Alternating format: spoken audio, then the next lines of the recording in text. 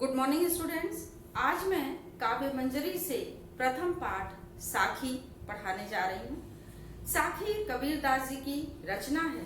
कबीरदास जी के विषय में कहा जाता है कि ये निर्गुण निराकार ब्रह्म के उपासक थे। मूर्ति पूजा, बाह्य आडंबरों, अंधविश्वासों इत्यादि का इन्होंने विरोध किया।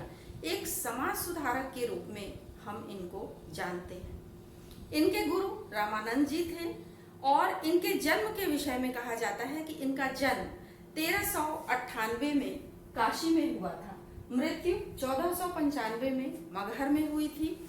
इनकी भाषा के संबंध में कहा जाता है कि भाषा इनकी सधुक्कड़ी या पंचमेल खिचड़ी थी। सधुक्कड़ी भाषा अर्थात जो साधुओं की भाषा होती है, और पंचमेल खिचड़ी अर्थात बहुत सी भाषाओं और बोलियों का सम्मिश्रण था इनकी भाषा में।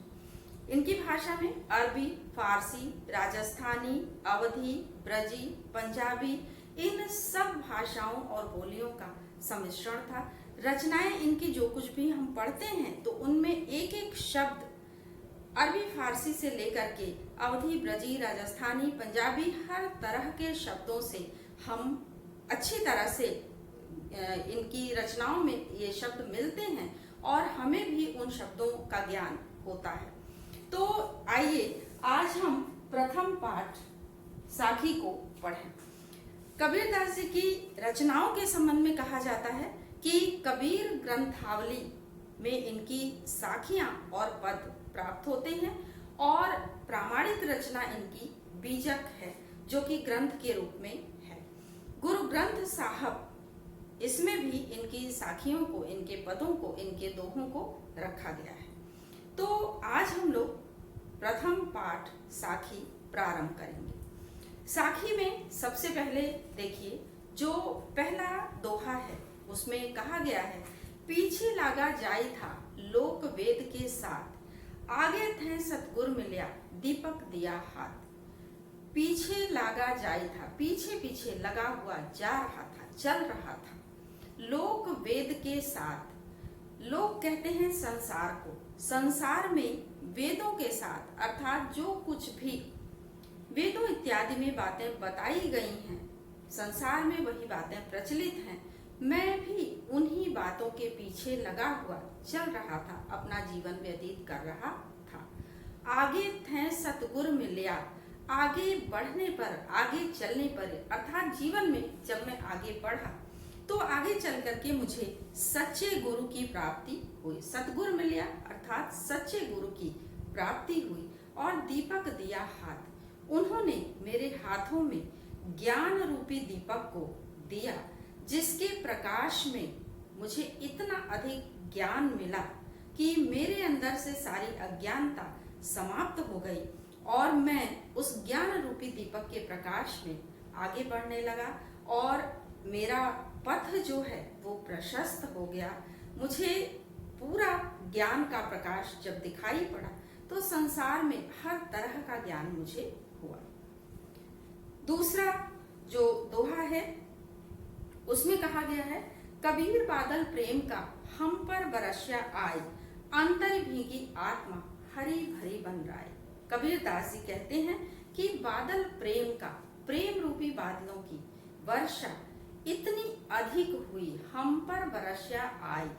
प्रेम रूपी बादल हम पर इस तरह से आकर के बरसे, अर्थात प्रेम रूपी बादलों की वर्षा हमारे ऊपर इस तरह से हुई कि अंतर भीगी आत्मा, जो हमारी आत्मा है, जो हमारा अंतर मन है, अंतर मन हमारी आत्मा तक इन बादलों की वर्षा से भीग गए। और जैसे हरी भरी बनराई, जिस तरह से बनराई जो है, बनराई कहते हैं जंगलों को, जिस तरह से जंगल हरे भरे हो जाते हैं, हरी भरी बनराई, हरे हो जाते हैं, हरियाली छा जाती है जंगलों में, वनों में। जब वर्षा होती है तो चारों तरफ हरियाली छा जाती है। उसी तरह से मेरी जो अंतरात्मा है, मेरा जो हृदय है, जो मन है, तो मेरे मन और मेरी आत्मा को इस वर्षा ने पूरी तरह से भिगो दिया और मैं सराबोर हो गया। बाहर से लेकर अंदर तक मेरा शरीर, मेरी आत्मा, सब कुछ इस प्रेम रूपी बादल की वर्षा से भीग गए और मेरा मन उसी तरह से हरा भरा हो गया जैसे जंगल में जब वर्षा होती है तो चारों तरफ हरियाली छा जाती है, चारों तरफ का वातावरण हरा भरा हो जाता है। तीसरा दोहा देखिए, बासुरी सुख ना रैण सुख, ना सुख सुपिने माही। बासुरी कहते हैं, आपने पर्यायवाची पढ़ा होगा, वासर, दिन का पर्यायवाची वासर पढ़ा होगा। वासर को ही इन्होंने बासुरी कहा है। बासुरी अर्थात दिन। और ना रैणी सुख, रैणी शब्द राजस्थानी भाषा का है, रैण का अर्थ होता है रात। बासुरी सुख ना दिन में सुख है, ना रैणी सुख, ना रात में सुख है, ना सुख सुपिने माही, और ना ही सुपने का अर्थ होता है स्वप्न, ना तो स्वप्न में ही सुख की प्राप्ति होती है। अर्थात ईश्वर के बिना, परमात्मा के बिना मुझे ना तो दिन में सुख है, ना रात्रि में सुख है, और अगर हल्की सी पलक झपक जाती है, नींद आ जाती है, स्वप्न दिखाई देता है, तो उस स्वप्न में भी मुझे सुख की प्राप्ति नहीं होती है। कबीर बिछुटिया रामसु, कबीर दास जी कहते हैं कि बिछुटिया, बिछुटिया का अर्थ है बिछड़ना। राम से बिछड़ करके, राम उनके ईश्वर हैं, आराध्य हैं, निर्गुण निराकार ब्रह्म के उपासक थे कबीर दास जी। उन्होंने राम जो नाम दिया है वो अपने आराध्य को दिया है, अपने ईश्वर को दिया है। उन्होंने अयोध्या के राजा दशरथ के पुत्र राम को यहाँ पर स्मरण नहीं किया है, बल्कि उन्होंने अपने आराध्य देव को राम का नाम दिया है। तो वो कहते हैं कि जब से मैं राम से बिछड़ा हूँ, जब से अपने ईश्वर से बिछड़ा हूँ, तब से ना सुख धूप न छाह, मुझे ना तो धूप में सुख मिला, ना ही छाये में सुख मिला। कभी हमें धूप की आवश्यकता होती है तो धूप में सुख की प्राप्ति होती है, कभी छाया की आवश्यकता होती है तो छाया में हमें सुख मिलता है। लेकिन कबीर दास जी कहते हैं कि हमें ना तो धूप में सुख है और ना ही छाया में सुख है। अर्थात ईश्वर से बिछड़ करके ना तो दिन में सुख है, ना रात्रि में सुख है, ना स्वप्न में ही सुख की प्राप्ति होती है, और ना धूप में सुख मिलता है, ना ही छाया में ही सुख मिलता है। अब इनका चौथा दोहा देखिए, इसमें कहा गया, मुआ पीछे जिन मिले कहे कबीरा राम। कबीर दास जी कहते हैं कि मुआ पीछे जिन मिले, मुआ मतलब मरने के पश्चात, पीछे मतलब बाद में, पीछे पश्चात, मरने के पश्चात यदि राम मिलते भी हैं तो, यदि मरने के पश्चात हमें ईश्वर की प्राप्ति होती है, तब हमारे लिए उनका कोई महत्व नहीं रह जाता है। हमने जीते जी राम की आराधना की, ईश्वर की आराधना की उनको पाने के लिए, लेकिन हमारे जीवन में यदि ईश्वर की प्राप्ति हमें नहीं हुई, हमारी मृत्यु के उपरांत यदि हमें राम की प्राप्ति होती भी है, तो वह हमारे लिए किसी काम का नहीं है। पाथर घाटा लौह सब, तब पारस कोणे काम।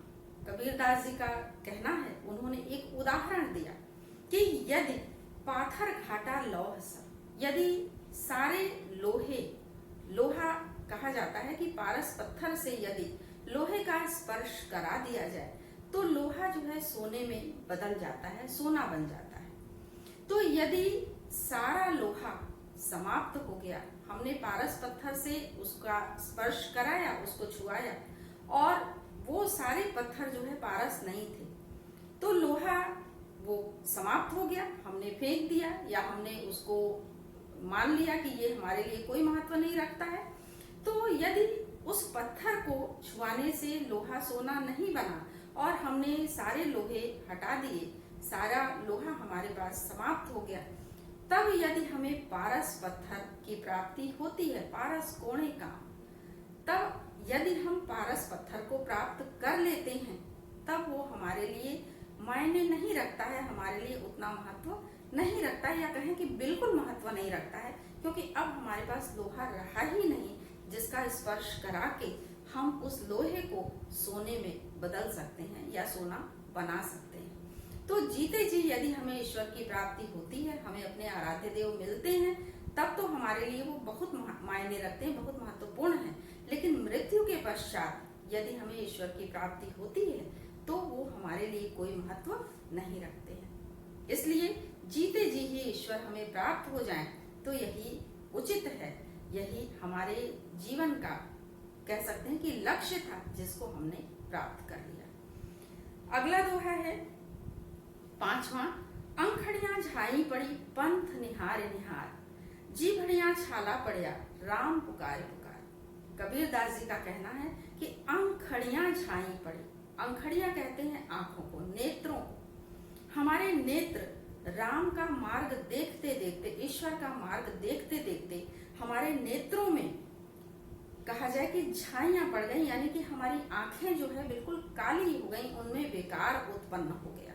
तो ईश्वर का मार्ग देखते देखते हमारे नेत्रों में यदि विकार उत्पन्न हो गया, आंखें काली पड़ गईं, झाइयां पड़ गईं, और मार्ग देखते देखते, पंथ कहते हैं रास्ते को, निहार निहार देखते देखते, यदि रास्ता देखते देखते, ईश्वर का मार्ग देखते देखते हमारी आंखों में विकार उत्पन्न हो गया, हमारी आंखें काली पड़ गईं, झाइयां पड़ गईं उनमें, और जीभ हड़िया छाला पड़िया, जीभ में, जिह्वा में छाले पड़ गए, राम पुकारे पुकार, राम का नाम पुकारते पुकारते हमारी जीभ में छाले पड़ गए, लेकिन हमारे राम जो है उन्होंने हमें दर्शन नहीं दिए, राम हमारे सामने नहीं आए। इसमें कह सकते हैं कि हो सकता है हमारी आराधना में कहीं कोई कमी हो, कि हमने उस तरह से आराधना नहीं की कि ईश्वर की प्राप्ति हमें तत्काल ही हो जाए। छठा देखिए, छठा दोहा है, जो रोऊं तो बल घटे, हंसऊं तो राम रिसाए। कबीरदास जी का कहना है कि यदि मैं ईश्वर के बनाए हुए इस संसार को देख करके, संसार की दशा को देख करके, या कहें कि संसार की दुर्दशा को देख करके यदि मैं रोता हूं तो बल घटे, मेरा बल, मेरी शक्ति क्षीण होती जाएगी। क्योंकि व्यक्ति अगर देर तक दुखी रहेगा, देर तक रोता रहेगा, रुदन करता रहेगा, तो उसकी शक्ति धीरे धीरे क्षीण होने लगती है। तो यदि मैं रोता हूं इस संसार की दुर्दशा को देख करके, जिस संसार को ईश्वर ने बनाया है, तो मेरी शक्ति धीरे धीरे क्षीण होने लगेगी। और हंसूं तो राम रिसाए, यदि मैं हंसता हूं इस संसार की दशा को देख करके, जिसको कि ईश्वर ने रचा है, विधाता ने रचा है, तो राम को क्रोध आएगा मेरे ऊपर, ईश्वर मेरे ऊपर नाराज होंगे कि उनकी बनाई हुई रचना पर मैं हंस रहा हूं। तो मन ही माही बिसूरना, ज्यों घुण काठा ही खाए। अब उनका कहना है कि यदि मन ही मन बिसूरता हूं, यदि मन ही मन केवल दुखी रहता हूं, इस संसार की दशा को देखकर, दुर्दशा को देखकर यदि मैं मन ही मन दुखी होता रहूंगा, मन में केवल चिंता करूंगा, तो उस तरह से मेरा शरीर धीरे धीरे क्षीण हो जाएगा, समाप्त प्राय हो जाएगा। जैसे ज्यों घुण काठा ही खाए, ज्यों का अर्थ है जैसे, घुण का अर्थ होता है दीमक, यहाँ पर घुण का अर्थ लेंगे दीमक। दीमक जिस तरह से, काठाई, काठाई का अर्थ है काष्ठ, काष्ठ अर्थात लकड़ी, जिस तरह से लकड़ी को दीमक खा करके खोखला कर देता है, एक बार यदि उसका स्पर्श किया जाए तो पूरी लकड़ी या पूरा दरवाजा जो भी है भरभरा के गिर जाता है, वो अंदर ही अंदर खोखला हो चुका होता है। तो यदि मन ही मन मैं ईश्वर के बनाए इस संसार की दशा को देख करके दुखी होता रहूंगा, तो मेरा शरीर अंदर ही अंदर उसी प्रकार से खोखला हो जाएगा, जिस प्रकार से दीमक लकड़ी को अंदर ही अंदर खाकर समाप्त कर देता है और लकड़ी खोखली हो जाती है, उसमें कोई सार तत्व शेष नहीं रह जाता है। अर्थात हमारे शरीर में भी फिर कुछ भी शेष नहीं रह जाएगा। इसलिए हमें ईश्वर की आराधना में लगे रहना चाहिए, और ईश्वर के बनाए इस संसार पर ना तो हम हंस सकते हैं, ना रो सकते हैं, ना उसकी शिकायत कर सकते हैं। जो कुछ भी ईश्वर द्वारा प्रदत्त है, हमें उसको उस रूप में स्वीकार करना चाहिए। फिर कहा गया 7वें दोहे में, पर्वती पर्वती मैं फिरिया, पर्वत पर्वत मैं एक एक पर्वत पर फिरता रहा, दौड़ता रहा, चलता रहा, ढूंढता रहा। नैन गंवाए रोए, और नेत्रों को, नैन का अर्थ है नेत्रों को, गंवाए, गंवा दिए, खो दिए, रोए, रोते रोते मैं ईश्वर की खोज में ऊंचे ऊंचे पर्वतों पर जाकर के घूमता रहा, भ्रमण करता रहा, दौड़ भाग करता रहा, लेकिन मुझे ईश्वर की प्राप्ति नहीं हुई। रोते रोते अर्थात ईश्वर को खोजते खोजते मैं रोने लगा, और रोते रोते मैंने अपने नेत्रों को भी खो दिया। मेरे नेत्र जो है वो चले गए, मैं नेत्र एक तरह से नेत्रहीन हो गया, मैं दृष्टिहीन हो गया। लेकिन सो बूटी पाऊं नहीं, लेकिन मुझे उस बूटी की प्राप्ति नहीं हुई, जाते जीवन ही हुई। जो जीवन दायिनी बूटी है, मुझे उस बूटी की प्राप्ति नहीं हुई, मुझे उस ईश्वर की प्राप्ति नहीं हुई। ईश्वर रूपी जो बूटी है उसकी प्राप्ति मुझे नहीं हुई, जिससे कि मैं पुनः जीवन को प्राप्त कर सकूं। अर्थात ईश्वर को इधर उधर हम लोग तमाम ढूंढते रहते हैं, ईश्वर के न मिलने पर रोते हैं, दुखी होते हैं। उससे अच्छा है कि हम अपने हृदय में ही ईश्वर की अनुभूति करें और अपने हृदय में ही ईश्वर की आराधना करें। अगला है, आया था संसार में देखण को बहुरूप, कहे कबीरा संत हों पड़ गया नजर अनूप। कबीर दास जी का कहना है कि मैं इस संसार में देखण को बहुरूप, इस संसार के बहुत से रूपों को देखने के लिए, उसका दर्शन करने के लिए इस संसार में उत्पन्न हुआ था, इस संसार में आया था। जब मैं इस संसार में आया तो तमाम भौतिक वस्तुएं संसार में थीं, जिनका मैं दर्शन करना चाहता था, जिनको देखना चाहता था। लेकिन जैसे ही मैं आगे बढ़ा, कहे कबीरदास जी कहते हैं, कहे कबीरा संत हों। कबीरदास जी कहते हैं कि संतों की संगति मुझे प्राप्त हुई, मुझे सत्संगति मिली और संसार के कहा गया पड़ गया नजर अनूप। अनूप का अर्थ है अद्वितीय, नजर मतलब दृष्टि, और पड़ गया मेरी दृष्टि संसार के अद्वितीय रूप पर पड़ गई। अर्थात ऐसे स्थान पर, ऐसे संसार पर, ऐसे आध्यात्मिक क्षेत्र में मेरी दृष्टि चली गई सत्संगति के कारण, सज्जनों की संगति के कारण, कि मुझे संसार का एक अद्वितीय रूप दिखाई देने लगा। फिर मैं भौतिकतावादी इस संसार से पूरी तरह से कट गया और आध्यात्मिक क्षेत्र में मैंने प्रवेश कर लिया। वहां पर मुझे ईश्वर के बनाए इस संसार के बड़े सुंदरतम संसार के दर्शन प्राप्त होने लगे। फिर अगला देखिए, अगले 9वें पद में कहा गया है, 9वें दोहे में, जब मैं था तब हरि नहीं, अब हरि है मैं नाही। जब मैं था, मैं का अर्थ है अहम, अहम अहंकार, यानी मेरे अंदर जब मैं की भावना थी, अहम की भावना थी, अहम अर्थात मैं ही सब कुछ हूँ, ये भावना जब मेरे अंदर थी तब मेरे अंदर ईश्वर का वास नहीं था। अब हरि है मैं नाही, जब मुझे ईश्वर का ज्ञान हुआ तब मेरे अंदर केवल ईश्वर रहने लगे, मेरे अंदर से मैं की भावना, अहम की भावना समाप्त हो गई। तो जब मैं था, जब मेरे अंदर अहम था, अहंकार था, तब मेरे अंदर ईश्वर का वास नहीं था। अब मेरे अंदर केवल ईश्वर का वास है। अब मेरे अंदर से जो अहंकार का भाव है वो पूरी तरह से विनष्ट हो चुका है, पूरी तरह से निकल चुका है। सब अंधियारा मिट गया, दीपक देखा माही। और मेरे अंदर जब अज्ञानता थी, अज्ञानता का अंधकार चारों तरफ फैला हुआ था, इसलिए मैं अहंकार में डूबा हुआ था।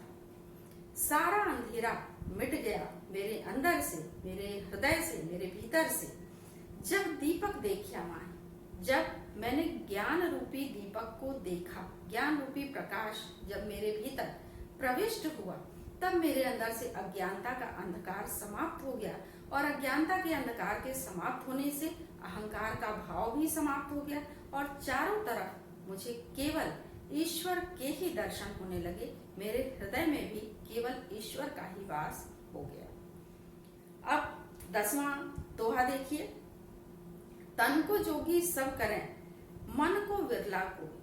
तन को अर्थात शरीर से योगी बहुत लोग बन जाते हैं, भगवा वस्त्र धारण कर लेते हैं, तमाम ईश्वर का नाम लेते हुए, राम नाम लेते हुए संसार को उपदेश देने लगते हैं।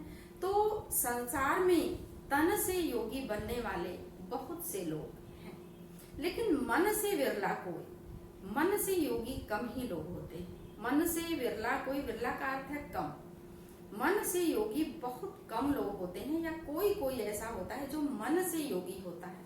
मन से योगी होने का तात्पर्य यहाँ पर है कबीरदास जी का कि मन को विरक्त कर लें हम भौतिक वस्तुओं से, संसार में जो कुछ भी भौतिकता की चीजें हैं, जो कुछ भी भौतिक वस्तुएं हैं, यदि हम उनसे स्वयं को विरक्त कर लें, जो समाज में बहुत सी बुराइयां फैली हैं उनसे हम स्वयं को विरक्त कर लें, केवल हम अपने ईश्वर की आराधना में लगे रहें, भजन पूजन उन्हीं का करें, शुद्ध व स्वच्छ हृदय रखें, तो यही हमारे योगी बनने का प्रतीक है।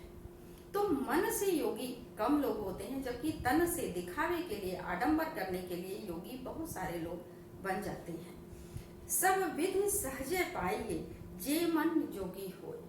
सब विधि सहजे पाइए, सब कुछ, सब विधि, हर तरह से, हर प्रकार से, विधि का अर्थ है हर प्रकार से, हर तरह से, सब प्रकार से, हर तरह से, सब तरह से सहजे पाइए, स्वाभाविक रूप से, सहज का अर्थ है सरल, स्वाभाविक, स्वाभाविक रूप से सब कुछ आप प्राप्त कर सकते हैं। हर तरह से आप सब कुछ सहज ढंग से, स्वाभाविक ढंग से प्राप्त कर सकते हैं। जे मन जोगी हो, यदि आपका मन योगी हो गया, आप सांसारिक भौतिकता की वस्तुओं से विरक्त हो गए, तो आप संतुष्ट रहेंगे, सुखी रहेंगे, सब कुछ आसानी से प्राप्त कर लेंगे।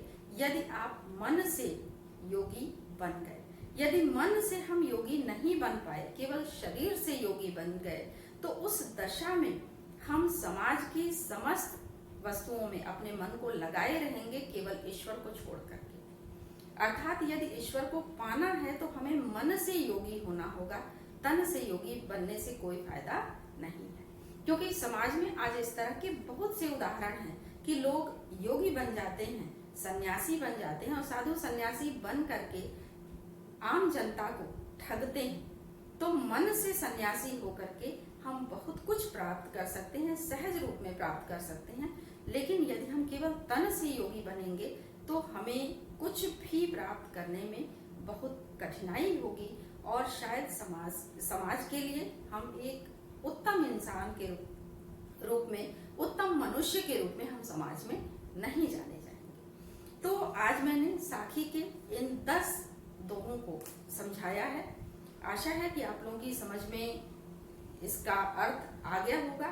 अगली बार मैं दूसरा पाठ, जो कि सूरदास जी की बाल लीला है, उसको प्रस्तुत करूंगी।